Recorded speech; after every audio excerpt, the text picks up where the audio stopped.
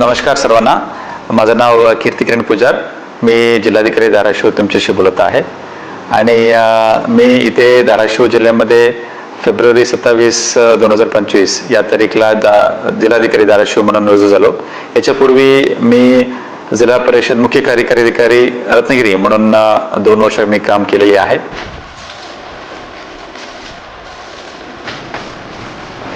इथे पण आल्यानंतर धाराशिव जिल्ह्यामध्ये एस्पेशली आपला दुष्काळग्रस्त जिल्हा असा ओळखले जातात. इथे पाऊस जे पडतो वर्षाला सरासरी 600 ते 700 mm पाऊस पडतात आणि त्यामुळे इथे पाणी टंचाईची समस्या पण मोठ्या प्रमाणाने आपल्याला भासतात.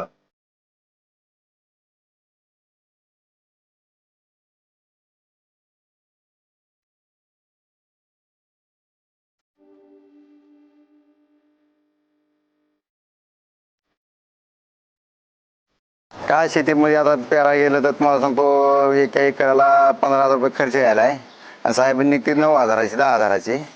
त्याच्यामध्ये मेहनत करायची जास्त होईल आणि खर्च व्हायला साहेबांनी त्याचं उत्पन्न व्हायला कमी, कारण भाव आहे 3,000 3,500 रुपये. एकरी खर्च धरायचा म्हणलं तर एक एकराला पेरायला खर्च येतो 7,000 रुपये आणि त्याचं जर मेहनत करायची म्हणलं तर त्याला 5,000 रुपये खर्च येतो. आणि जर भरायचं हे सगळं कार्यक्रम पाडायचा बिडायचा म्हणलं तर 17,000 एकर पडायला लागले काढण्यासाठी. त्याच्यात उत्पन्न निघायला 4 ते 5 होते. उत्पन्नाचं होते पैसे 12 ते 15,000 रुपये जास्तीत जास्त. म्हणजे केलेल्या कामाच्या पैशाचा मोबाईलला तर मिळतच नाही.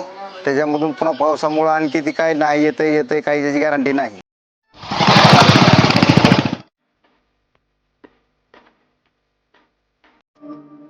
कोणत्या निसर्गावर आहे. पाऊस पडला तर ठीक आहे धंदा कोणता बी. शेतकऱ्याला काय आमचा काय, शेतकऱ्याकडे असलं तर आमच्याकडे येणार शिवायला माणूस. पैसा शेतकरी नसला शेतकरी कसा येईल आमच्याकडे सांगा बरं.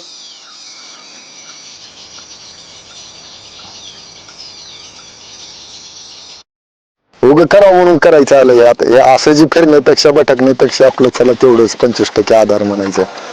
75% घालावं लागतंय आधी आणि निघायला काय 50% सुद्धा नाही. अवघड आहे.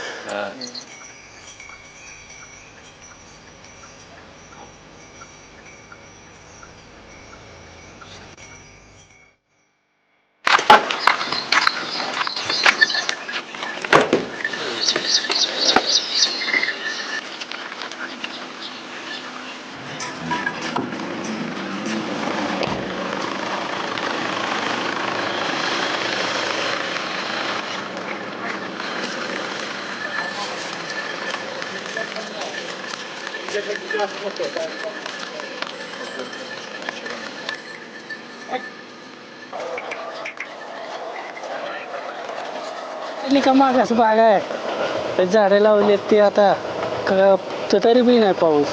कधी येतोय कधी येत नाही. नाही का मागास बाग आहे आमचं महाराष्ट्रात नंबर 1 जिल्हा अख्ख्या भारतात. या सगळ्या गोष्टीच्या अनुषंगाने आम्हाला वाटलं की चला आपण 3-4 गोष्टीवर काम करूया. एक आहे पाणी, पर्यटन, पीक आणि पेड. ह्या 4 पीस 4 पीस असं सांगायला काय हरकत नाहीये. याच्यावर आपण काम करूया असं आम्ही ठरलो होतो. याच्या अनुषंगाने प्रत्येक टप्प्याटप्प्याने आहे काय काय करता येते, कोणकोणत्या क्षेत्रामध्ये काय काही स्ट्रेंथ्स अँड विकनेसेस आहे आपण आयडेंटिफाय केले. सुरुवातीलाच आपण म्हणलं की ही फक्त प्रशासनाची हे मोहीम नसणार आहे. ही प्रशासन, जिल्हा प्रशासन आणि उत्स्फूर्त लोकप्रतिसाद, लोक सहभागातून हे वृक्ष लागवड हरित धाराशिव अभियान आपण राबवणार आहोत.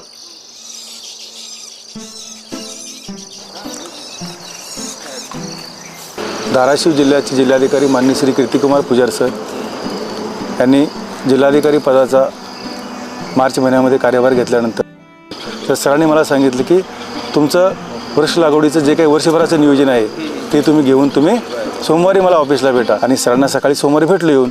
मग चर्चा आणि ते सरांची चर्चा करत असताना सरांनी सांगितलं की आपल्याला 2025च्या पावसाळ्यामध्ये 50 लाख वृक्ष लागवड करायची आहे आणि आपलं वर्ल्ड रेकॉर्डसुद्धा करायचं आहे.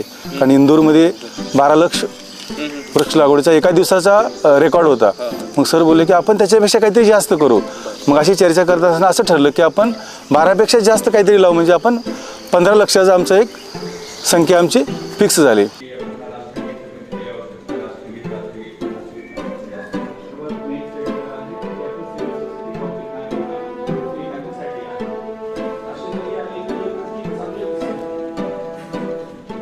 मग आम्ही जिल्हाधिकारी सरांची चर्चा केली. मग सरांनी आम्हाला सर्वे करण्यासाठी एक ॲप सुचवलं. इपिक कलेक्ट 5 नावाचं ॲप होतं. मग त्या ॲपद्वारे आम्ही सर्वे करायचं ठरवलं. मग ते सर्वे करण्यासाठी गाव पातळीवर तलाठी, कृषी सेवक आणि ग्राम रोजगार सेवक या लोकांची आम्ही निवड केली आणि त्यांच्याद्वारे आम्ही सर्वे करायला सुरुवात केली. परंतु सुरुवातीच्या 1 महिन्याच्या कालावधीमध्ये जवळपास आम्ही 4 मार्चला आम्ही ॲप तयार केलं. इपिक कलेक्ट ॲप तयार केलं म्हणजे ते ॲप होतं ऑलरेडी. ते ॲप आम्ही सिलेक्ट केलं आणि 4 मार्चपासून आम्ही 4 एप्रिलपासून आम्ही तो सर्वे चालू केला. पण जवळपास 7 मेपर्यंत एकही सर्वे आमच्या ॲपवर येत नव्हता. मग आम्हाला थोडंसं बर्डन आलं. म्हणजे आता 1 महिना झालं, 1 महिन्याच्या कालावधीमध्ये एकसुद्धा सर्वे आलेला नाही. मग कसं होईल आपलं अभियान सक्सेस? थोडंसं आमच्यावर दडपण येत होतं. परंतु परत आम्ही कलेक्टर सरांची चर्चा केली. सरांनी परत सर्व जिल्हाधिकारी, उपजिल्हाधिकारी, तहसीलदार, तालुका कृषी अधिकाऱ्यांची बैठक बोलवली. सर्वांना सूचना दिल्या. मग थोडीशी त्या अभियानाला गती आली. मग त्याच्यानंतर लगेच 4-5 दिवसामध्ये सर्वे चालू झाला. पहिला सर्वे 7 मेला पहिला सर्वे आला आपल्याकडं. त्याच्यानंतर जवळपास पूर्ण 1 महिन्यामध्ये सर्वे झाला. सर्वे झाल्यानंतर मग त्याच्यामध्ये सर्वे करताना सुद्धा लोकांनी असाच रँडम सर्वे केला होता. म्हणजे काही रोड साईड सिलेक्ट केल्या होत्या, कुठे डोंगरावर साईड सिलेक्ट केल्या होत्या. मग ते आम्ही सर्व बसलो आणि आम्हाला अशा साईट्स पाहिजे होत्या की ज्या तिथे पाण्याचा स्रोत उपलब्ध आहे, तिथे मॅनेजमेंट करणं सोपं आहे. भविष्यामध्ये सुद्धा तिथं आपण जर लागवड केली तर तिथेपर्यंत त्याचं आपण व्यवस्थापन करू शकलो पाहिजे. जिथे शाळा जवळ आहे, जिथे गाव जवळ आहे, जिथे पाण्याचा स्रोत आहे, अशा साईट आम्ही निवडल्या की भविष्यामध्ये आपल्याला तिथे मॅनेजमेंट करणं आणि लावलेली रोपं जगवणं हे आपल्यासाठी सोपं होईल. अशा सर्व गोष्टीचा विचार करून ज्या काही 722 ग्रामपंचायतींनी सर्वे केला होता, त्या 722 ग्रामपंचायतीमधून आम्ही 234 ग्रामपंचायत अंतिम केल्या. की त्यामध्ये बऱ्याच गोष्टीचा आम्ही विचार केला की तिथे पाण्याची उपलब्धता आहे का, तिथे लोकांचा सहभाग येऊ शकतो का. ह्या सर्व गोष्टीचा विचार करून आम्ही 234 साईट अंतिम केला.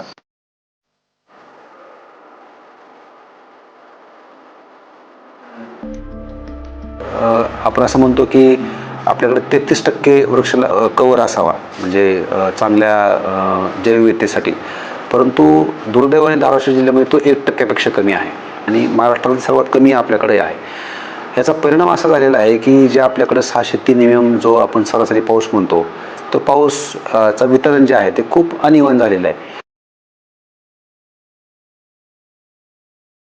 ज्यावेळेस व्यक्ती स्वतः कष्ट करतो वृक्ष लागवड करताना, तर तो व्यक्ती 100% ते जगवण्यासाठी सुद्धा खूप चांगल्या प्रकारे पुढाकार घेतो.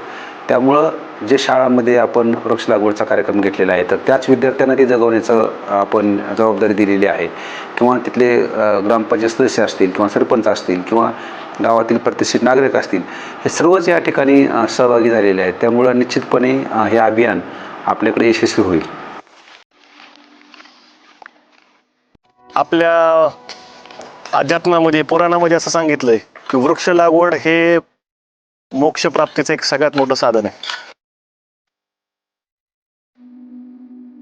आज प्रत्येक गोष्ट आपण करताना पर्यावरणाला पूरक कशी केली गेली पाहिजे. विजेचा वापर आवश्यक आहे तेवढाच केला गेला पाहिजे.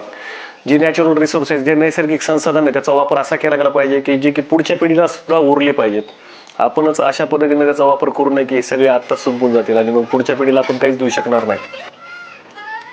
वृक्ष लागवड ज्यावेळेस आपण करतो त्याला असंख्य समस्या असतात. त्याच्या सगळ्यात पहिली समस्या म्हणजे आपण जेव्हा हे रोपं हे जेव्हा नर्सरीमध्ये जेव्हा असतात, रोपवाटिकेत असतात, तेव्हा त्याला आपण लहान बाळासारखी त्याची काळजी घेतो. त्याला वेळेवर पाणी देणे, त्याची खुरपणी करणे, त्याला सावली देणे, ह्याच्यामध्ये जपलेलं बाळ असतं.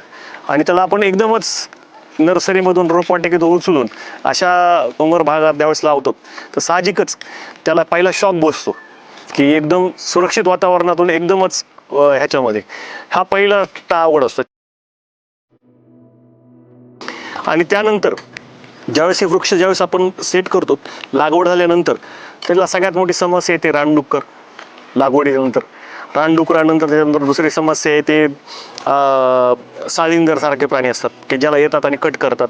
मग ह्या संकटापासून जर ते रोप वाचलं तर ते काळविट येतात, त्याचे शिंग, त्याचं नॅचरल इन्स्टिंक्ट असतं, नैसर्गिक प्रेरणा की झाडांच्या सालीवर स्वतःचे शिंग घासतात. जर ते शिंग ज्यावेळेस घासले जातात तेव्हा त्याची सेल सॅप जी असते, त्याच्या रसवाहिन्या आणि जलवाहिन्या ह्या कट होतात, त्या तुटतात. त्याच्यामुळे पुन्हा एकदा झाड मरतं. म्हणजे असे 3 ते 4 मोठे मोठे वेगवेगळे संकटांपासून जरी ते वृक्ष वाढला, पुन्हा समस्या असतातच त्याच्यासमोर. कारण एकतर पावसाचा आपल्याकडे पडणारे खंड असतात. या सगळ्या समस्याला झुंजून जेव्हा एकदा रूप ज्यावेळेस तयार होतं, सगळ्यात मोठी समस्या मग निर्माण करतो तो माणूस.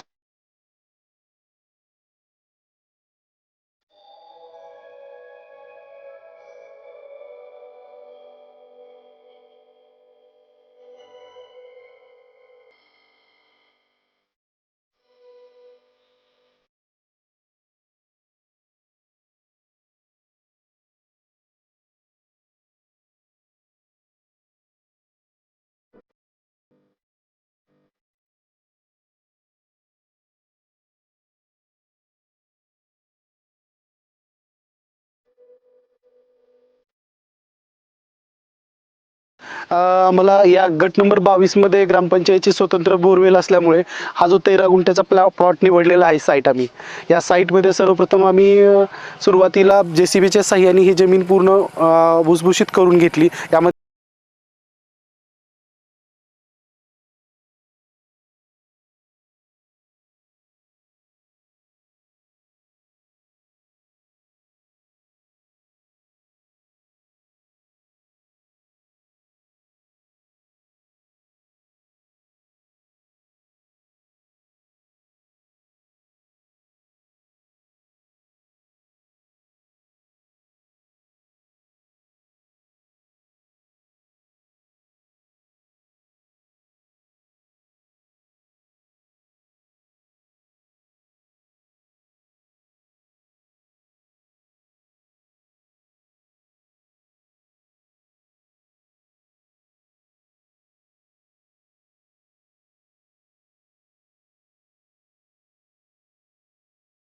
ठिकाणी अतिशय चांगल्या प्रकारे घनवन भविष्यात दिसून येईल आणि याचा फायदा गावातील नागरिकांना होईल. एक पिकनिक स्पॉट होणार आहे हा. की त्या मुलांना शाळेतलं की वृक्ष लागवडीचं महत्त्व आम्ही तर नेहमी आमच्या पुस्तकातून तर देतोय, पण प्रात्यक्षिक स्वरूपामध्ये आम्ही 19 तारखेला त्यांना इथं आणून 2-4 तास काम की झाड कसं लावलं पाहिजे, त्याची जोपासना करण्यासाठी त्याला पाणी कसं घातलं पाहिजे, त्याला वाढवल्यानंतर आपल्या पुढच्या भावी आयुष्यामध्ये त्याचा आपला कसा उपयोग होणार आहे हे आम्ही मुलांना सांगणार आहोत. मला असं वाटतं की नकारात्मकता सगळीकडे असते, पण नकारात्मकतेला बाजूला सारून आपण पॉझिटिव्हिटीकडे, सकारात्मकतेकडे बघितलं पाहिजे आणि सकारात्मक विचारच आपल्याला पुढे घेऊन जाणार आहे.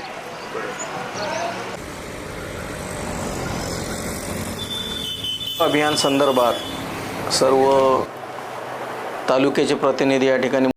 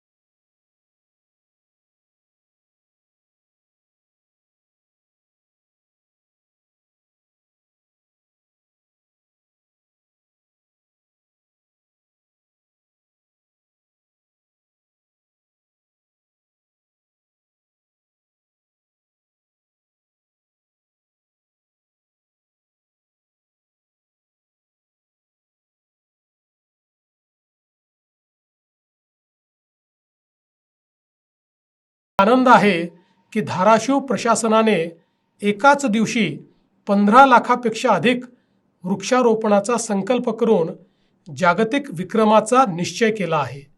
यासाठी मी सर्वांचे अतिशय मनापासून अभिनंदन करतो. जिल्ह्यातील 234 ग्रामपंचायती, 10 नगर परिषदा एकत्रित आल्या आहेत. वन विभागाने घनवन पद्धतीने हे वृक्षारोपण करण्याचे ठरविले आहे. या उपक्रमात सहभागी सर्व अधिकारी आणि लोकप्रतिनिधी तसेच शिक्षक, विद्यार्थी, स्वयंसेवी संस्था आणि प्रत्येक नागरिकाचे मी पुन्हा एकदा अभिनंदन करतो. सर्वांनी उत्साहाने सहभागी व्हा. हरित धाराशिव ही काळाची गरज आहे. पर्यावरणाचे संतुलन ही आपल्या सर्वांची जबाबदारी आहे. हे अभियान यशस्वी करण्यासाठी आपल्याला खूप खूप शुभेच्छा. जय हिंद, जय महाराष्ट्र. धाराशिव जिल्ह्यातील आमच्या जिल्हाधिकाऱ्यांच्या माध्यमातून जिल्हा प्रशासन आणि लोकसहभागातून एका दिवसामध्ये 15 लाख वृक्ष लागवडीचा एक नाविन्य उपक्रम आपण ह्या वर्षी साजरा करतोय. पालकमंत्री यांना त्यांना खूप खूप शुभेच्छा देतो आणि भविष्यामध्ये फक्त ह्याच वर्षी न करता भविष्यामध्ये सुद्धा असे उपक्रम आपण वारंवार करून ह्या धाराशिव जिल्ह्याला एक हरित धाराशिवची सुवर्ण क्रांती घडण्यासाठी पालकमंत्री यांना तर मला सहकार्य करावे अशी विनंती आपल्या सगळ्यांना करतो. तुम्हाला खूप खूप शुभेच्छा. धन्यवाद.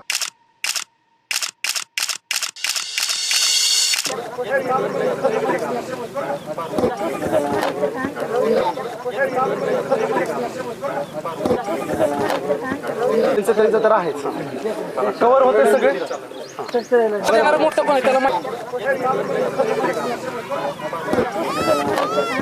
हरित धाराशिव हे आता ज्याप्रमाणे हरित धाराशिव झाले तसं वेगवेगळ्या जिल्ह्यांमध्ये हा उपक्रम राबवण्यात येईल आणि त्याची रूपरेषा जी आहे ती धाराशिव जिल्ह्याने तंतोतंत पाळून सगळ्यांना हा एक रोल मॉडेल जसा असतो त्या प्रकारे रोल मॉडेल दिलेलं आहे.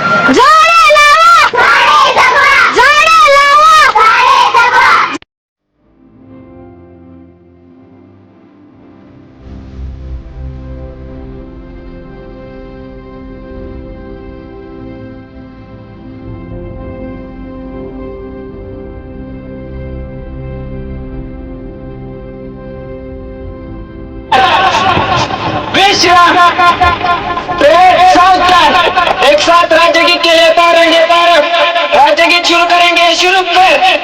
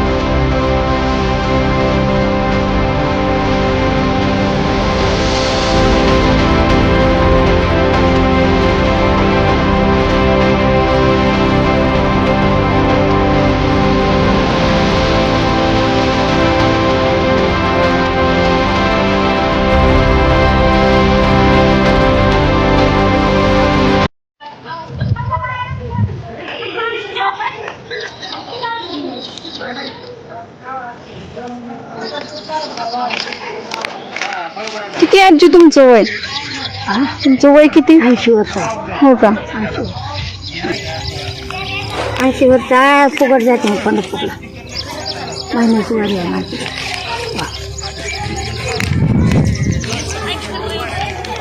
80 वर्षाची आहे.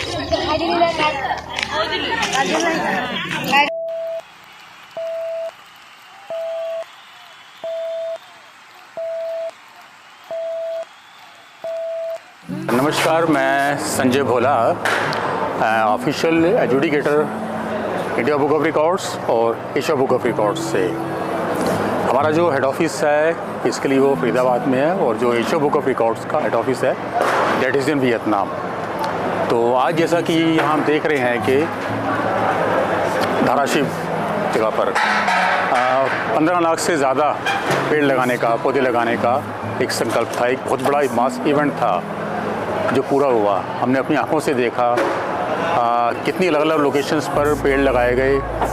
एक बहुत अच्छा एक काम हुआ है। मैं कह सकता हूँ कि इस तरह के जो इवेंट्स होते रहते हैं वो ना केवल आपकी एक टीम वर्क को, स्पिरिट को बढ़ावा देते हैं, बल्कि एनवायरनमेंट के लिए भी बेटर रहते हैं और हमारी आने वाली जो वाइल्ड लाइफ प्रोटेक्शन है उससे भी बहुत ज़्यादा मददगार सिद्ध होते हैं।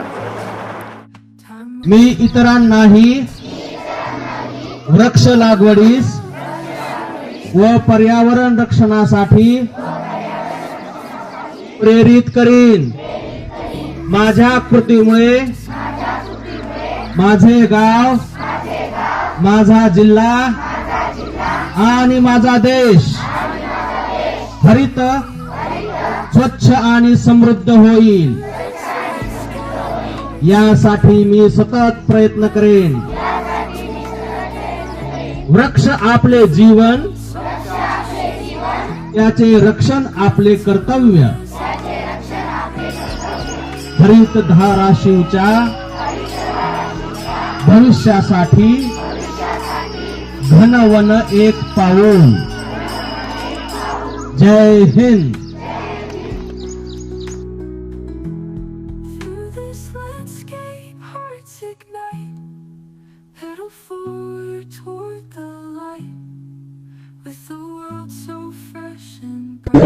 कि बिहार में आप सरकार की तरफ से प्रमाण पत्र लेने आए हैं। कीर्ति किरण जी, मुख्यमंत्री देवेंद्र फडणवीस जी की अनुशंसा पर कार्यों के लिए सम्मानित कीर्ति किरण पुजारा जी, IAS ऑफिसर, महाराष्ट्र कैडर।